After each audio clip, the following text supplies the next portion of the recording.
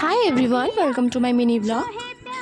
যখন এই ব্লগটা করছি তখন প্রায় সন্ধে হয়ে গেছিলো। সন্ধে দিয়ে আমি নিচে চলে গেছিলাম রান্নাঘরে টিফিন বানানোর জন্য।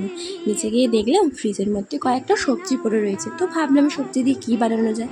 তো যথারীতি সবজিগুলোকে কুচি করে দিয়ে মাথায় একটা ছোট্ট বুদ্ধি এলো। ভাবলাম একটুখানি ময়দাটাকে ময়াম দিয়ে ভালো করে মেখে নিই। ভালো করে মেখে নিয়ে তৈরি করবো আজকে প্যাটিস। তোমরা কিন্তু দেখে নিও কেমনভাবে তৈরি করলাম, পছন্দ হলে কিন্তু তোমরাও বানিয়ে দেখতে পারো। সাধারণত ঘরের রান্নাবান্না আমি ঠিকঠাক করি না, জানো তো। কিন্তু বিকেলবেলার টিফিন খাবার জন্য আমার মা আমার কাছে প্রচণ্ড আবদার করে যে তুই আজকে বিকেলের টিফিনটা কর। তো আমিও সেই সময় ভেবে বসে যে কী বানানো যায়। তো হঠাৎ করে মাথায় বুদ্ধি এলো তাহলে এটাই বানিয়ে ফেলি। তো ওই জন্যই কিছু রেসিপি তোমাদের কাছে শেয়ার করলাম।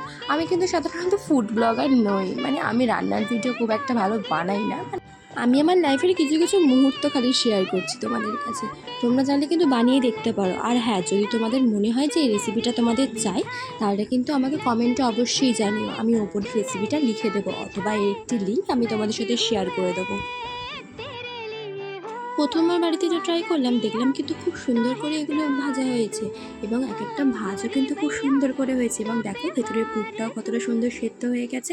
আর আমার এক্সপ্রেশন দেখে তো বুঝতেই পারছো কতটা সুন্দর হয়েছে।